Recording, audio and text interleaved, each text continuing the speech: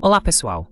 Hoje é terça-feira, 2 de dezembro de 2025, e nosso querido amigo, o professor Mohammad Marandi, está aqui conosco. Bem-vindo de volta, professor. Obrigado, Nima. Muito obrigado por me convidar.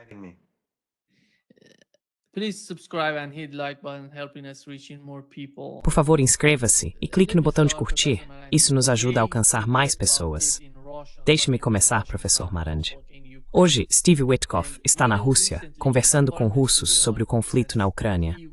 Sabemos que recentemente o ministro das Relações Exteriores do Irã mencionou as negociações com os Estados Unidos. Ele disse que chegaram a um acordo 3 vezes, e em todas as ocasiões Washington, de alguma forma, decidiu não seguir com o que havia sido acertado com o lado iraniano. Como o senhor vê a situação com Steve Witkoff? Sabemos que Kushner também está lá. Não é apenas Witkoff. É algo novo. Já vimos esse tipo de coisa com o Irã antes, mas como o senhor vê a possibilidade de se chegar a um acordo na Ucrânia? Quão difícil isso é, considerando a experiência do Irã com os Estados Unidos?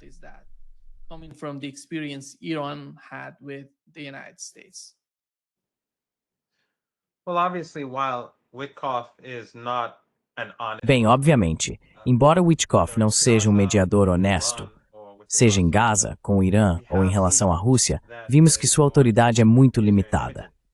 O ponto que você mencionou sobre o ministro das Relações Exteriores do Irã é significativo, pois ele disse que as duas partes chegaram a um acordo 3 vezes, mas Washington o bloqueou em seguida. Pelo menos em uma dessas ocasiões, todos sabem disso.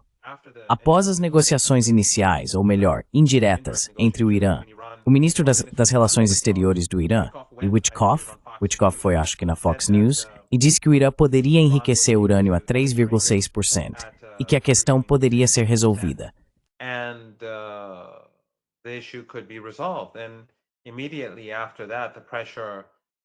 E imediatamente depois disso, a pressão começou a aumentar, e ele mudou as regras do jogo. No fim das contas, vimos que após uma série de negociações, os Estados Unidos estavam, naquela época, conspirando com Netanyahu para bombardear o Irã. E claro, vimos a mesma coisa em Gaza.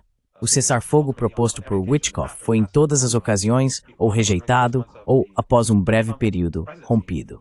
Aquele que foi implementado na véspera da presidência de Trump também acabou sendo quebrado.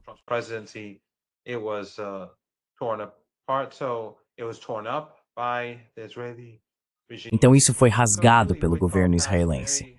E, portanto, na verdade, Witkoff tem pouquíssima, se é que alguma, credibilidade no Irã ou entre os palestinos. Vemos que em Gaza não há cessar-fogo. Todos os dias o regime israelense está assassinando palestinos. Todos os dias. Hoje vários palestinos foram mortos. Ontem outros foram mortos. No sábado 2 crianças foram assassinadas. Acho que um menino de 9 ou 8 anos e outro de 11 anos. Eles foram mortos porque estavam procurando, acho, lenha para o pai, que era deficiente. Essa é a realidade da vida em Gaza hoje. Não há cessar-fogo. Eles estão constantemente assassinando palestinos.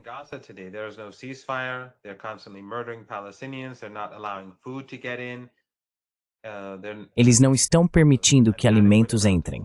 Não há uma quantidade adequada de comida. Eles não estão permitindo a entrada de barracas ou materiais de construção. As crianças estão passando frio em Gaza, então Witkoff não tem nenhuma credibilidade. E eu acho que no caso da Rússia, os russos serão muito cautelosos com qualquer coisa que venha de Washington. É particularmente interessante, porém, que o secretário de Estado dos Estados Unidos não tenha nenhum papel nisso. Basicamente, são 2 empresários sionistas que estão viajando a Moscou para apresentar esse plano. Os russos têm a vantagem, eles estão vencendo a guerra.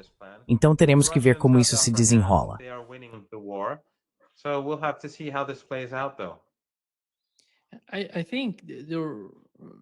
Acho que há muitas semelhanças entre o que aconteceu entre o Irã e os Estados Unidos e o que está acontecendo agora entre a Rússia e os Estados Unidos. Como você mencionou, o secretário de Estado, Marco Rubio, não estava participando diretamente das negociações com os iranianos. Não era uma negociação direta. Em vez disso, tínhamos Steve Witkoff representando os Estados lá, em vez de o secretário de Estado negociar com os iranianos. Por que isso, na sua opinião? Por que eles precisam enviar alguém como Steve Witkoff?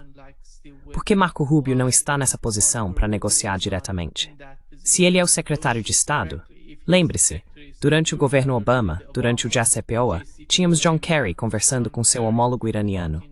Hoje, a situação com o governo Trump é totalmente diferente. Qual é a sua compreensão sobre isso? What is your understanding of that? I don't think it really, in fact, makes much of a difference. Eu não acho que isso faça muita diferença, porque o Departamento de Estado dos Estados Unidos, o Departamento de Estado, tradicionalmente tinha especialistas em Irã.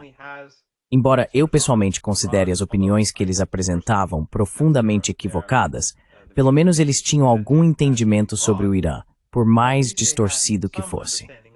O mesmo vale para a Rússia. O mesmo vale para a China. Mas agora, todos esses especialistas foram deixados de lado. Eles saíram do Departamento de Estado. Então, na verdade, o Departamento de Estado não tem mais aquele reservatório de conhecimento, por mais falho que fosse, que costumava ter.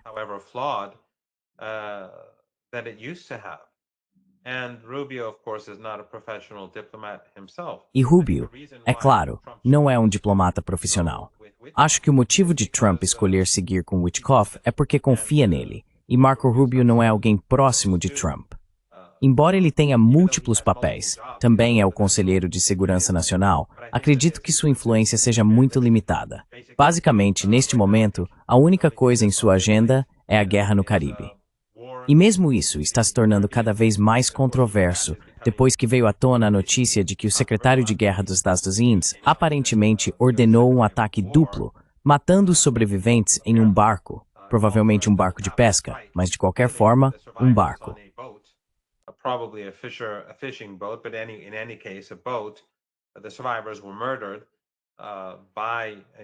Os sobreviventes foram assassinados por tropas dos Estados Unidos. Então ele não parece ter nenhum papel importante a desempenhar. Por um lado, o secretário de Estado dos Estados Unidos não tem muito o que fazer. Mas por outro lado, como discutimos, Witkoff não tem um bom histórico. Os Estados Unidos não estão fazendo cumprir o cessar-fogo em Gaza, nem o cessar-fogo entre o regime israelense e o Líbano, e portanto não vejo motivo para que o façam.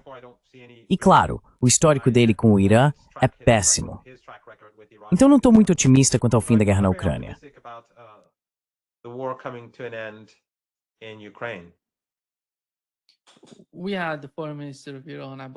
Tivemos o ministro das Relações Exteriores do Irã, Abbas Araghchi, conversando com seu homólogo no Japão, se não me engano. Ele disse que Washington deve primeiro reconquistar a confiança de Teherã antes de retornar à diplomacia, e que a principal prioridade do Irã sempre foi a diplomacia. O que Washington poderia fazer para recuperar a confiança de Teherã?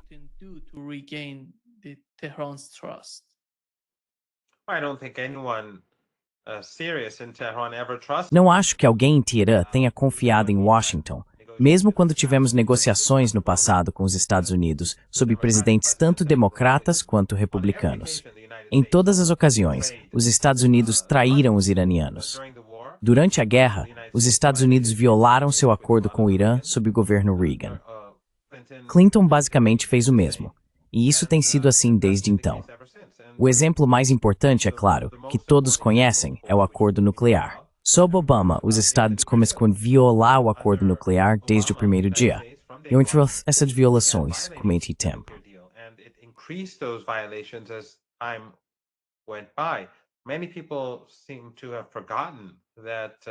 Muitas pessoas parecem ter esquecido que Obama nunca foi fiel ao acordo. O foco sempre esteve em Trump, que rasgou o acordo. Mas tudo começou a desandar desde o início. Os Estados Unidos nunca cumpriram sua parte do trato, nunca colocaram em prática seus compromissos. Portanto, em Teherã, não há confiança. A única maneira de as negociações entre o Irã e os Estados Unidos começarem de fato não é os iranianos passarem a confiar nos Estados Unidos, mas sim os Estados Unidos aceitarem oficialmente a soberania do Irã, sua independência e seus direitos como país soberano. Porque o Irã não vai abrir mão do enriquecimento nuclear.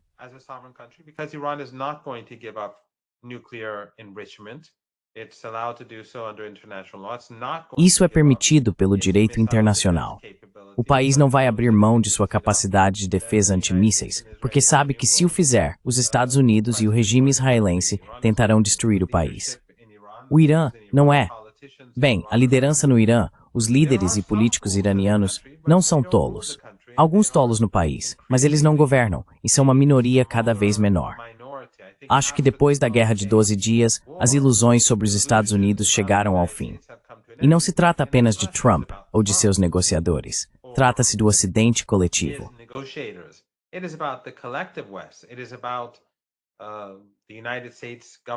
Trata-se do governo dos Estados Unidos, em geral, porque quando o Irã estava negociando com os Estados Unidos e os Estados Unidos conspiraram para realizar uma guerra contra o Irã, vimos democratas e republicanos, vimos a grande mídia, vimos os europeus, todos apoiando a agressão, todos apoiando a guerra.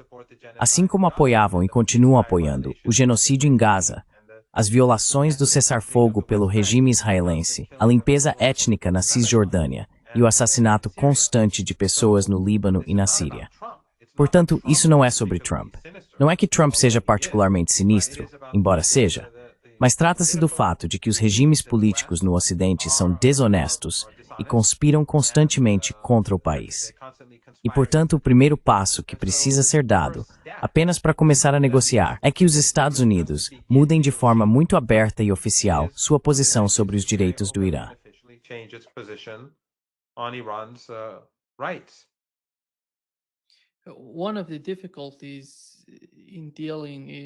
Uma das dificuldades em fazer um acordo com os Estados Unidos é como manter o acordo funcionando. Sabemos disso pela experiência do Irã. E quando se trata da Rússia e do que está acontecendo lá agora, eles precisam considerar o que aconteceria após qualquer acordo ucraniano. Quem vai garantir isso? Quem seria o fiador de um acordo na Ucrânia? Qual é a experiência? Quando olhamos para o JCPOA, por exemplo, que na minha opinião foi um dos principais acordos internacionais, tivemos o P5+1 assinando esse acordo junto com o Irã. Qual foi a experiência desse acordo e como ele poderia de alguma forma contribuir para o que está acontecendo entre a Rússia e os Estados Unidos?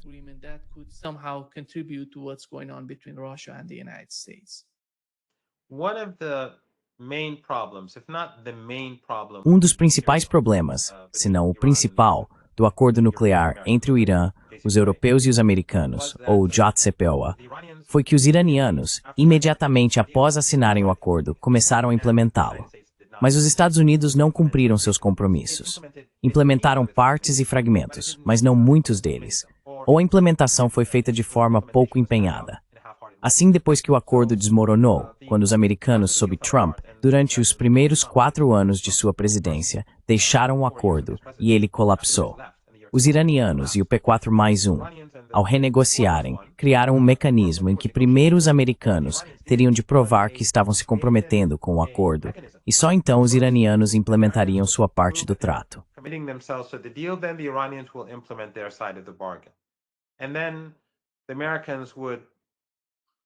E então os americanos implementariam outra parte do acordo, e os iranianos responderiam a essa ação dos americanos. Isso proporcionaria algumas garantias. Não era um acordo ideal, mas era muito melhor do que o JCPOA original. Mas é exatamente por isso que, na minha opinião, os Estados Unidos nunca assinaram o acordo. Depois de meses de negociações em Viena, e eu também estava lá, estive em Viena para o JCPOA em 2015, e 3 ou 4 anos atrás, estive em Viena novamente para as novas negociações. Após um longo período, as duas partes chegaram a um acordo, e o chefe da política externa da UE, na época, disse que as exigências do Irã eram razoáveis e que ele estava esperando que os americanos assinassem o acordo.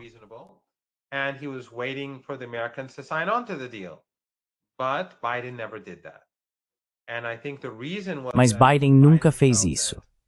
Acho que o motivo foi que ele sentiu que o acordo havia sido elaborado de uma forma que o obrigaria a cumprir pelo menos boa parte de sua parte no trato.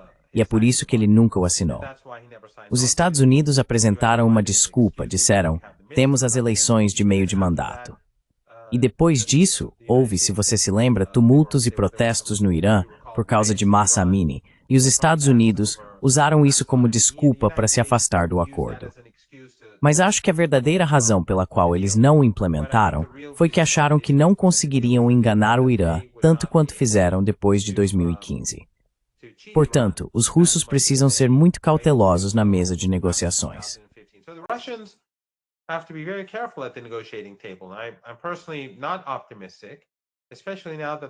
Pessoalmente, não estou otimista, especialmente agora que os russos demonstraram um sucesso extraordinário no campo de batalha nas últimas semanas, particularmente nas duas últimas. Estamos vendo um enfraquecimento geral das defesas ucranianas.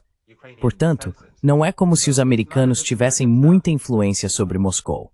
Moscou é quem tem a vantagem, e por isso pode se dar ao luxo de ser muito exigente e esperar garantias em qualquer acordo. Mas não tenho tanta certeza. Duvido que os americanos estejam dispostos a dar aos russos o que eles querem na mesa de negociações.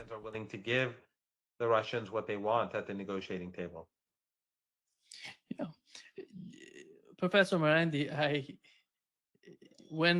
Professor Marandi, quando eu lhe pergunto como podemos aprender com o caso iraniano para entender melhor o caso da Rússia, vemos algo semelhante na Venezuela. Você sabe, os Estados Unidos estão exercendo muita pressão, militar, geopolítica, de todas as formas. Eles estão tentando de tudo para pressionar Maduro na Venezuela e removê-lo do poder. Vimos a mesma coisa no Oriente Médio. Por tanto tempo, tivemos essas políticas lá. Essas guerras intermináveis no Iraque e no Afeganistão.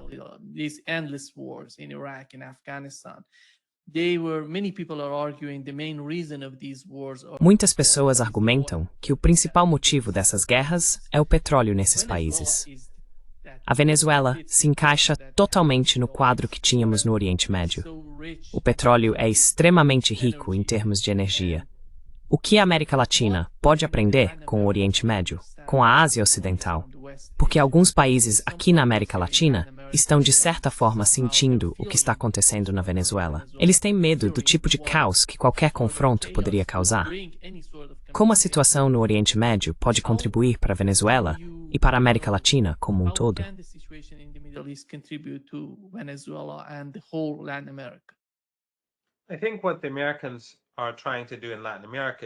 Acho que o que os americanos estão tentando fazer na América Latina é intimidar o continente. O que estamos vendo, por exemplo, em Honduras, e a interferência de Trump nas eleições hondurenhas, é, na minha opinião, um bom exemplo disso. Basicamente, ele está ameaçando o povo de Honduras, dizendo que se não votarem na pessoa que ele quer, terão problemas. Ele também fez isso na Argentina, e o que está tentando fazer na Venezuela é derrubar o governo e tomar o controle dos recursos do país. Mas também acho que isso faz parte de uma tentativa mais ampla de pacificar e intimidar o continente, para que os Estados Unidos possam ter controle total e garantir que chineses, russos, iranianos e outros não mantenham boas relações com nenhum país da região. Assim, os Estados Unidos teriam um monopólio sobre tudo. Na verdade, sobre todas as grandes decisões tomadas nos dois continentes.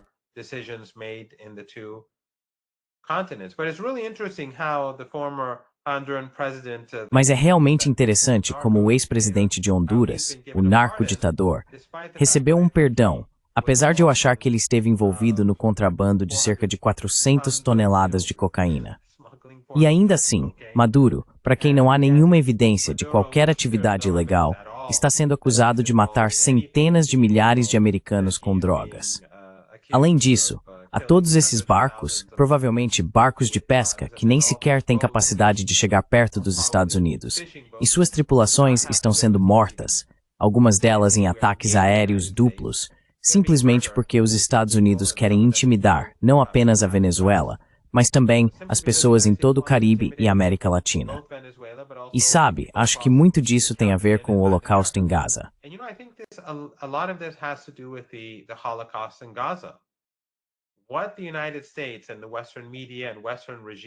O que os Estados Unidos, a mídia ocidental e os regimes ocidentais têm feito nos últimos 2 anos, mais de 2 anos agora, é que ao tentar justificar o genocídio, ao tentar minimizar o Holocausto, ao tentar ajudar na matança diária de mulheres e crianças em Gaza, mas também no Líbano e em outros lugares da região, no Iêmen, na Síria, na Cisjordânia e no Irã, Ao minimizar tudo isso, a BBC, a Sky News, a CNN, a Fox News e até mesmo a chamada mídia alternativa, grande parte da qual é na verdade mainstream e próxima dos regimes ocidentais, criaram uma indiferença à vida.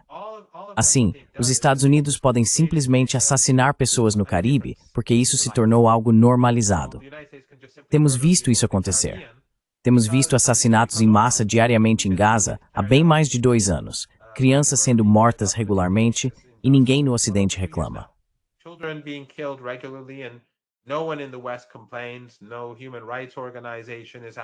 Nenhuma organização de direitos humanos está indignada. A BBC não está falando sobre as crianças ou sobre o que vimos na Cisjordânia, o assassinato daqueles 2 jovens lá. Nada disso causa mais indignação. As pessoas agora estão acostumadas a ver massacres em massa. E assim, os Estados Unidos estão simplesmente massacrando pessoas em barcos na América Latina. E isso se tornou normal. Mas todos esses são crimes de guerra. Trump deveria ser impeachado. Ele deveria ser preso pelo que está fazendo. Mas é claro, os europeus e menos todos foram em genocídio em Gaza.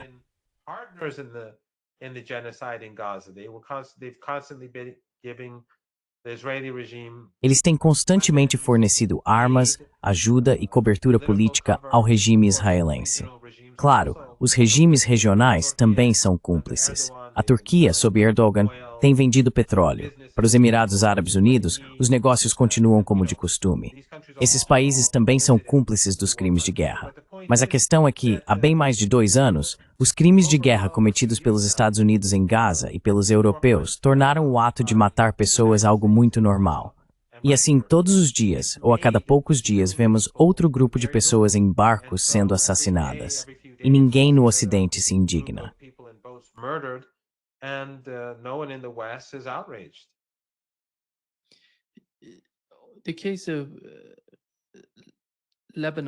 No caso do Líbano, sabemos que parece que Donald Trump deu sinal verde para Israel atacar. Houve um chamado cessar-fogo, mas sabemos que Israel não respeita nenhum acordo com nenhum país daquela região. Como você vê a situação no Líbano? Vamos ver o governo responder de alguma forma? Porque as autoridades no Líbano precisam reagir ao que está acontecendo. Como você vê a unidade no Líbano? How do you see the unity in Lebanon? Bem, você precisa ter em mente que o regime sírio é um procurador dos Estados Unidos, um procurador de Israel. Eu estava conversando com um especialista saudita há apenas alguns dias e ele estava tentando se convencer de que o governo sírio é independente. Mas é claro, como o dia, para cada argumento que eu apresentava, ele não tinha resposta. Está claro que o regime em Damasco é um procurador dos Estados Unidos e que Jolani, com seu caso de amor com Petraeus e seu basquete, o fato de ele jogar basquete com o chefe do CENTCOM, e o fato de que seu pessoal está constantemente se encontrando com sionistas nos Estados Unidos. E claro, pessoas próximas aos sionistas estão constantemente indo a Ankara, e o embaixador dos Estados Unidos na Turquia, é claro, é um amigo próximo de Trump e Epstein, aliás.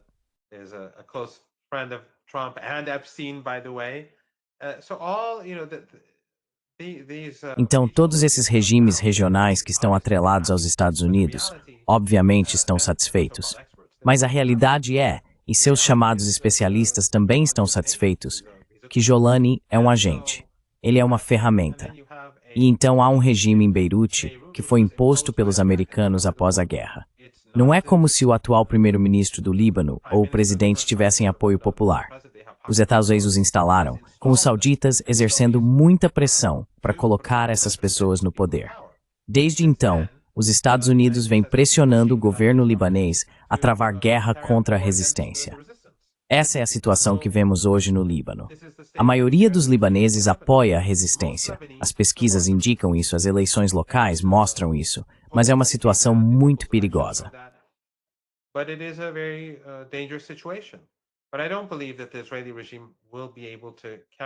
Mas eu não acredito que o regime israelense será capaz de travar uma guerra contra o Líbano e vencer.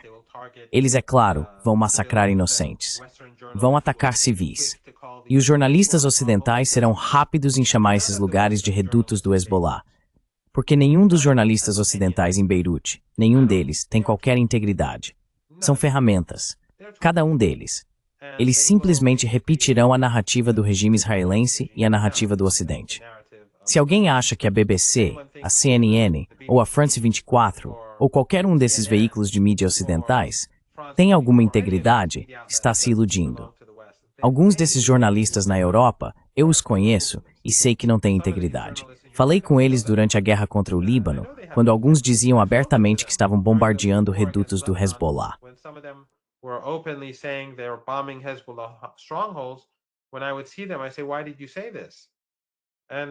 Quando eu os via, eu dizia, por que você disse isso? E eles tentavam brincar com as palavras, justificar suas ações e diziam, nós somos apenas, você sabe, repórteres. Estamos dizendo o que os dois lados estão dizendo.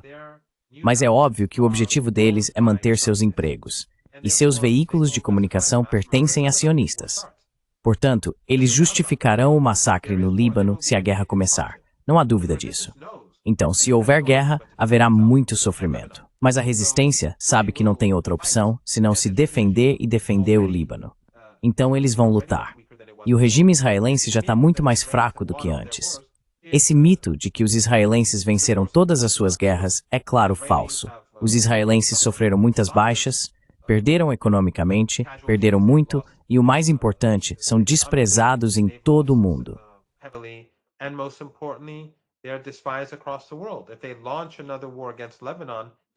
Se eles lançarem outra guerra contra o Líbano, não vencerão.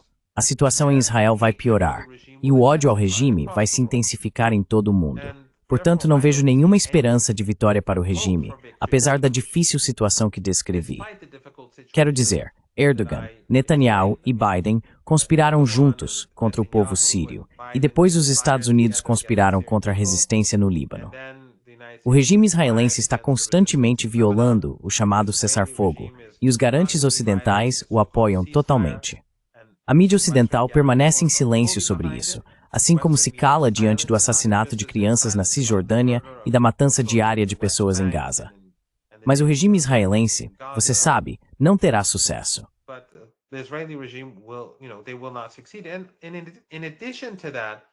Além disso, os iranianos não permitirão que a resistência seja derrotada pelo regime israelense. Não tenho nenhuma dúvida disso.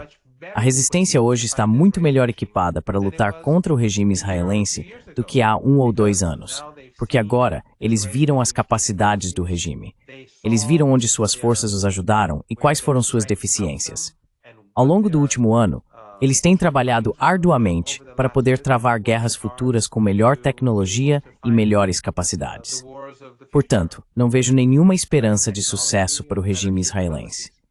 Na verdade, acredito pessoalmente que todas essas violações de cessar-fogo que temos visto nos últimos meses, no Líbano, em Gaza e toda a limpeza étnica na Cisjordânia, estão apenas servindo para criar um ódio ainda maior ao regime israelense em todo o mundo.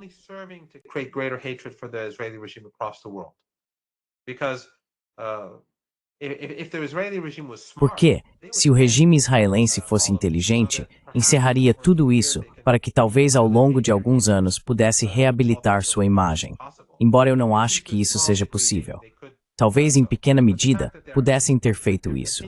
Mas o fato de continuarem a impor sofrimento em Gaza, no Líbano e em outros lugares só reforça a crença amplamente difundida de que esse regime é racista, maligno e genocida e está minando sua própria legitimidade. Vemos cada vez mais pessoas deixando Israel, pessoas tentando sair do país, especialmente aquelas com ensino superior ou melhores oportunidades de trabalho no exterior.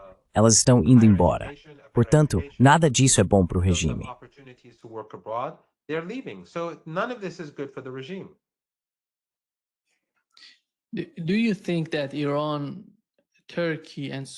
Você acha que Irã, Turquia e Arábia Saudita estão de alguma forma chegando a algum tipo de entendimento mútuo em relação à situação no Oriente Médio?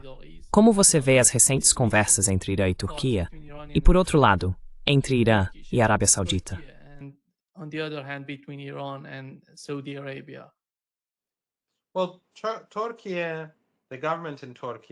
Bem, o governo da Turquia e o governo da Arábia Saudita estão muito preocupados. Eles estão preocupados com o futuro. A Arábia Saudita viu o que aconteceu no Catar e viu que os Estados Unidos não defenderam aquele país e percebem que estão vulneráveis.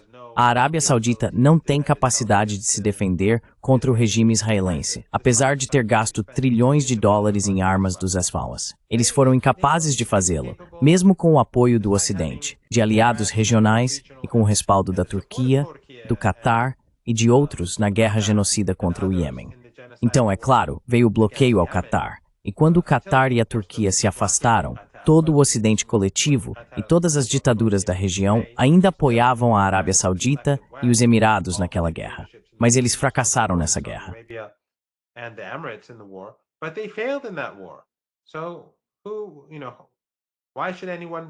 Então, por que alguém deveria acreditar que eles serão capazes de fazer qualquer coisa contra o regime israelense?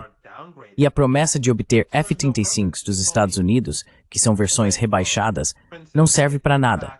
É apenas uma forma de os príncipes receberem propinas e de Riad ter uma falsa sensação de segurança. Foi exatamente isso que aconteceu quando começaram a comprar F-15s há muitos anos, décadas atrás. Os americanos lhes deram F-15s de qualidade inferior para que o regime israelense mantivesse a superioridade aérea. Assim, a Arábia Saudita se sente vulnerável e a Turquia também se sente muito vulnerável. A Turquia está muito preocupada com sua posição na Síria e com sua capacidade, ou falta de capacidade, de travar qualquer guerra com o regime israelense. Erdogan calculou muito mal e de forma grave. Erdogan has miscalculated big time. He has conspired to weaken the resistance. Ele conspirou para enfraquecer a resistência, e a resistência é basicamente o que protege toda a região. A resistência no Líbano, o antigo governo sírio, a resistência em Gaza, na Cisjordânia, todos esses grupos, todas essas organizações, todos esses países e no Iêmen, quer Erdogan, os sauditas ou os qatarianos admitam ou não, eles lhes fornecem proteção. E agora que a Turquia sente que não há nada entre ela e o regime israelense, sente-se muito vulnerável. O mesmo vale para os sauditas após seus ataques ao Catar. Portanto, eles estão desconfortáveis, mas não vejo que possam fazer nada, porque ambos estão atrelados aos Estados Unidos.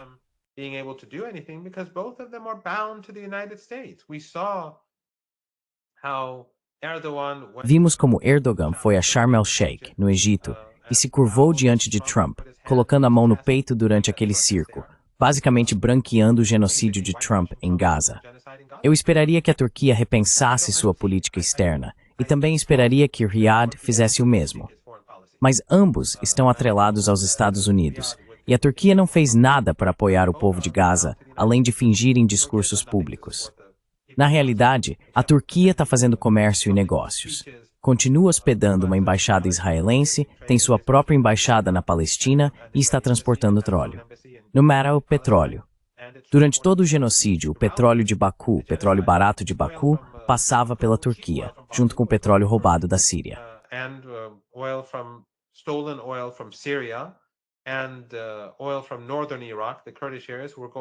E o petróleo do norte do Iraque, das áreas curdas, estava indo para Israel para abastecer o genocídio. Ele é tão cúmplice quanto qualquer outro. E claro, nossa expectativa era que países de todo o mundo rompessem relações com o regime israelense, que impusessem embargos. Mas quando Erdogan, os Emirados Árabes Unidos, Mohammed bin Zayed e outros países da região continuam fazendo negócios como de costume, como alguém pode esperar que países da América Latina, da África ou da Ásia boicotem o regime israelense ou rompam relações quando veem países vizinhos ou da região fazendo o oposto? Não estou otimista quanto a Erdogan fazer qualquer mudança substancial em sua política externa. Nem vejo algo assim acontecendo em Riad também.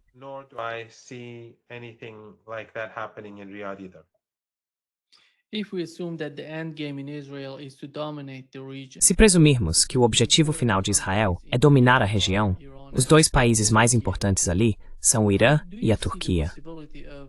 Você vê a possibilidade de que Idlib, a cidade de Idlib, que foi tão importante na forma como desestabilizaram a situação na Síria, possa acabar se voltando contra a Turquia com o passar do tempo? Porque essas pessoas em Damasco, não sei, os turcos realmente acreditam que podem confiar neles. Afinal, você vê a possibilidade de isso sair pela culatra?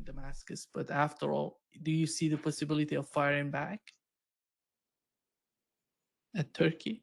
Well, I mean, it's not just. Bem, quero dizer, acho que a Arábia Saudita é provavelmente mais importante do que a Turquia sob o governo de Erdogan. Afinal, a Arábia Saudita tem muito mais riqueza. A Turquia enfrenta enormes problemas econômicos neste momento, e acredito que os sauditas provavelmente teriam mais influência, hipoteticamente. Mas como eu disse, não vejo nenhum desses dois países tomando uma iniciativa significativa.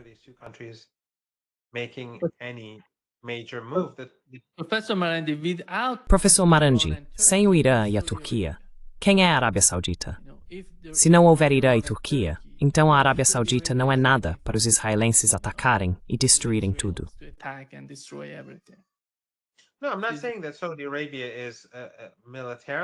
Não, não estou dizendo que a Arábia Saudita é militarmente poderosa. Não é, obviamente. Discutimos isso antes, e você está absolutamente certo. Mas a Turquia sob o Sr. Erdogan. Esta não é a mesma Turquia de uma década atrás, ou mesmo de uma década e meia atrás. O país enfrenta grandes problemas econômicos, e Erdogan, por suas próprias ações, ao conspirar contra a resistência e se alinhar com o regime israelense, deixou a si mesmo e ao seu país vulneráveis a ataques. É bastante interessante que a relação de Erdogan com o ex-presidente Assad já tenha sido muito mais próxima do que a relação do Irã. Erdogan e Assad chegavam até a passar férias em família juntos.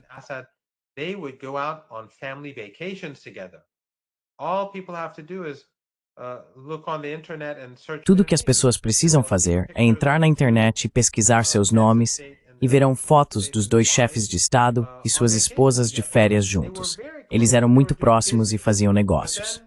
Mas então, depois que os Estados Unidos iniciaram, sob Obama, a Operação Timber Sycamore, o centro de conspiração contra o povo sírio e o governo sírio passou a ser em Istambul. Na verdade, Alastair Crooke, lembro-me naquela época, no final de 2011, início de 2012, disse que havia uma guerra suja acontecendo contra a Síria.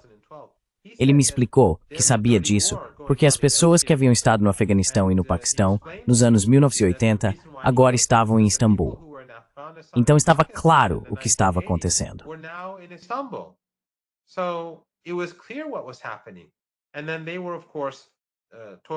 E então havia, é claro, a Turquia e o Catar. Eles estavam ativos na Líbia e depois se tornaram ativos na Síria. Ele basicamente, apesar da relação muito próxima que os dois países tinham, mais próxima do que a relação do Irã com a Síria, apunhalou a Síria pelas costas. Ele criou isso. Quero dizer, foi o regime israelense. Os israelenses estavam ajudando o ISIS e a Al-Qaeda. Os americanos, é claro, estavam liderando tudo isso. Países do Golfo Pérsico estavam financiando. Mas gradualmente foram principalmente o Catar e a Turquia na linha de frente. Então ele provocou a destruição da Síria. Ele assassinou centenas de milhares de sírios por meio dessa guerra suja liderada pelos Unidos.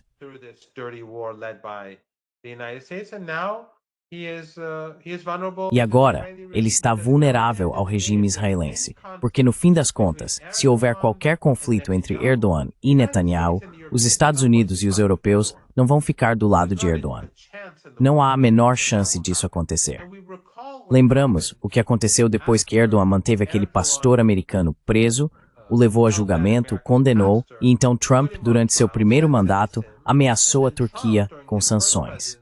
Erdogan teve que ceder, teve que entregá-lo. E aquele pastor voltou para os Estados Unidos, mesmo com Erdogan e o governo turco dizendo que ele estava envolvido no golpe.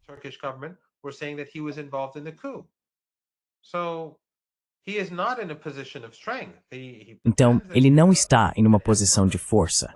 Ele finge ser um imperador, um sultão, mas na realidade está em uma posição muito vulnerável.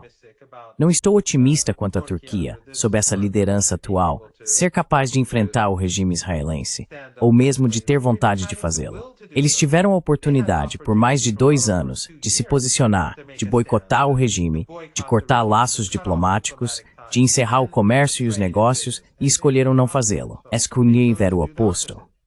Assim, ele foi israelense por mais 2 anos. É de uma mistura, uma contra resistência. To the detriment of the regime in Ankara.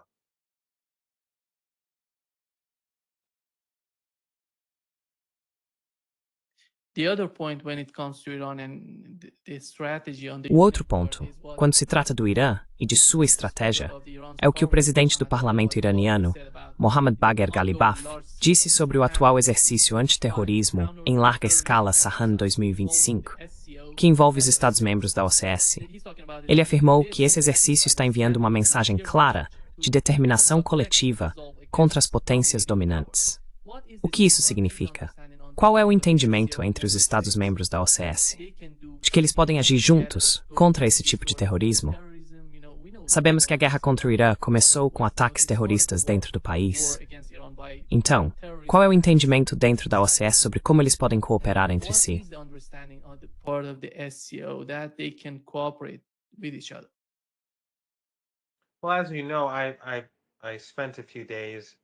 Bem, como você sabe, passei alguns dias na China, em Pequim e em Guangzhou, na conferência Entendendo a China. E está claro que o ceticismo entre os países asiáticos, países do sul global, mas especialmente entre os países da OCS, aumentou de forma dramática. Os chineses não acreditam que possam chegar a qualquer tipo de acordo com os Estados Unidos em que realmente possam confiar no futuro. Eles reconhecem que os Estados Unidos não são fiéis aos seus acordos e que estão constantemente conspirando contra o país deles. O comportamento do primeiro-ministro japonês aqui na China é considerado resultado de incentivo vindo de Washington.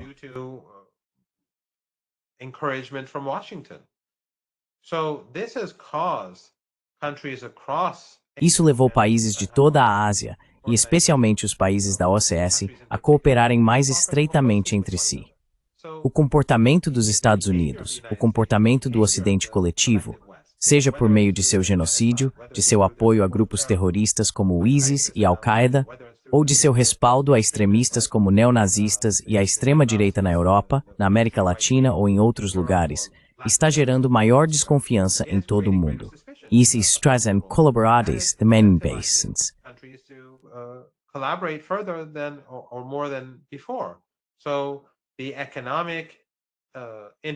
Portanto, a integração econômica, a integração em segurança e a cooperação ampliada entre países do sul global, sejam membros da Organização de Cooperação de Xangai, dos BRICS ou de outros organismos, ou simplesmente em geral, estão sendo em grande medida impulsionadas pela política dos Estados Unidos.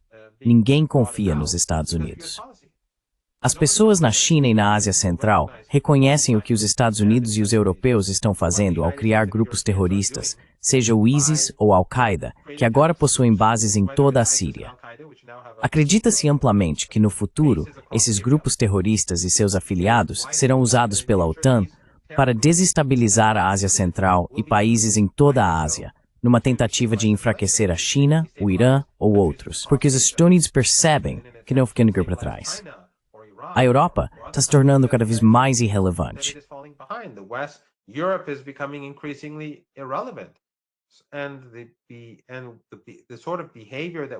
O tipo de comportamento que temos visto por parte das elites ocidentais está se tornando cada vez mais perigoso.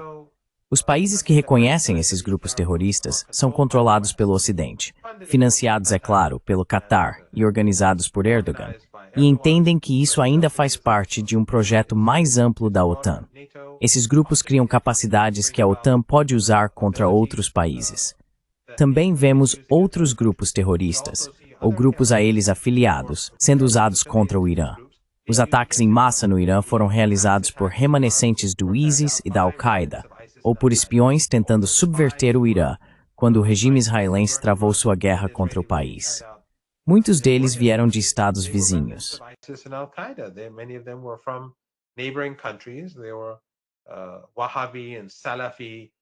Eles eram elementos wahhabitas e salafistas, takfiris, que estavam trabalhando com o regime israelense.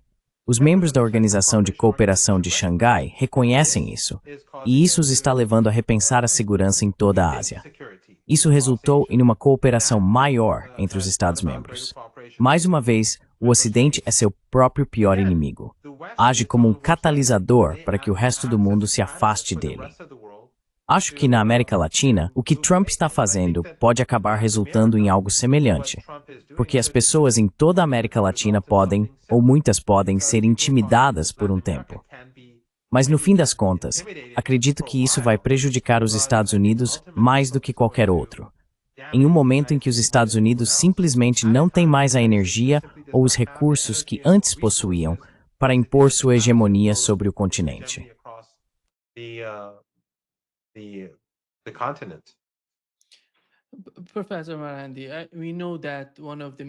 Professor Marandi, sabemos que uma das principais questões no Oriente Médio e na Ásia Ocidental é o salafismo, e esses jihadistas, em grande parte criados pelo Ocidente, para atacar o Irã e os movimentos de resistência, se é que podemos chamá-los assim. Qual é o entendimento quando autoridades iranianas conversam com o governo turco, com a Arábia Saudita e outros estados árabes da região? Qual é o entendimento em relação a esses grupos que vêm matando tantas pessoas há tanto tempo, começando com a guerra do Iraque e tudo que se seguiu? Está se formando alguma política em relação a esses grupos entre os estados? Refiro-me ao Irã, Turquia, Arábia Saudita, talvez os Emirados Árabes Unidos e o Catar.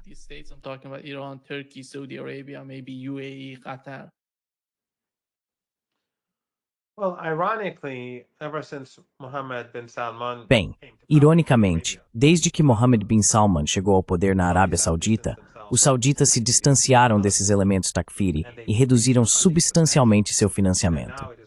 Agora, quem mais financia é o Catar, e claro, Erdogan está organizando a maioria deles. Você deve se lembrar de que em 2014, uma jornalista da Press TV, Serena Shin, foi assassinada na fronteira entre a Turquia e a Síria, enquanto reportava que caminhões da Organização Mundial de Alimentos estavam sendo usados para levar combatentes do ISIS da Turquia para a Síria durante a batalha em Ain al-Arab, ou Kobani. Eles transportavam não apenas combatentes ou terroristas, mas também munição. Então, a inteligência turca, na época sob o controle do atual ministro das Relações Exteriores da Turquia, afirmou que ela era uma espiã.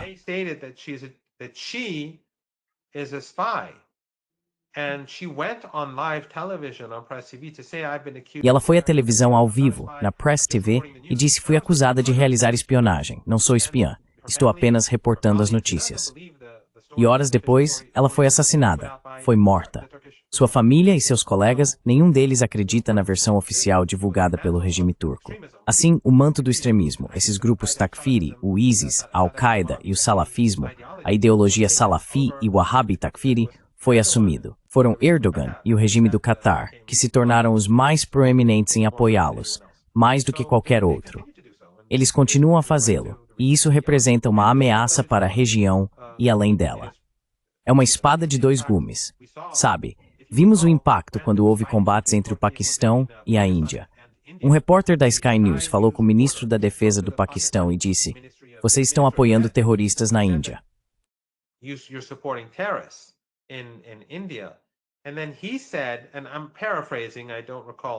E então ele disse, e estou parafraseando, não me lembro exatamente da entrevista, nem das perguntas e respostas, mas ele basicamente disse que por décadas estávamos fazendo o trabalho sujo de vocês. Esse trabalho sujo, que acho que foi algo muito corajoso da parte dele admitir, era basicamente dizer: olhem, o Ocidente, estávamos fazendo o que vocês nos obrigavam a fazer. Mas vejam o quanto isso prejudicou o Afeganistão e o Paquistão ao executar políticas ocidentais e apoiar o extremismo nessas terras. Isso não está beneficiando a Turquia e certamente destruiu grande parte da Síria e do Iraque, prejudicou o Líbano e causou tanta devastação. Mas, ainda assim, o Sr. Erdogan e o Catar continuam a usar esses terroristas como suas ferramentas.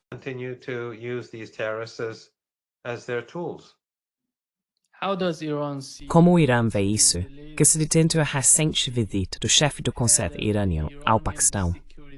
Como o Irã enxerga a situação?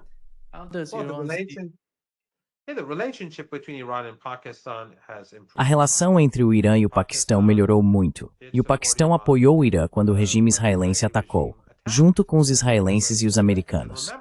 E lembre-se, as instalações da Turquia estavam sendo usadas pelos americanos para ajudar os israelenses, e seu espaço aéreo estava sendo usado contra o Irã. O mesmo vale para as bases americanas na região do Golfo Pérsico. Lembre-se da base aérea de Al-Udeid, no Catar.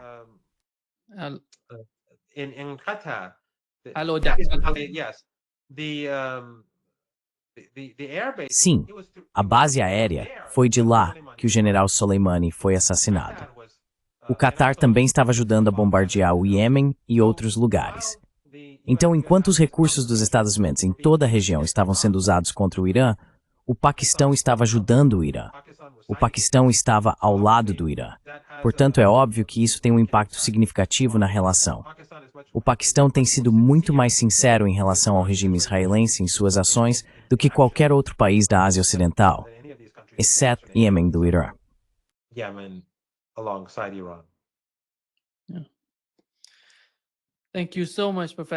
Sim. Muito obrigado, professor Marandi, por estar conosco hoje. Um grande prazer, como sempre. Muito obrigado por me receber, Nima. É sempre uma honra.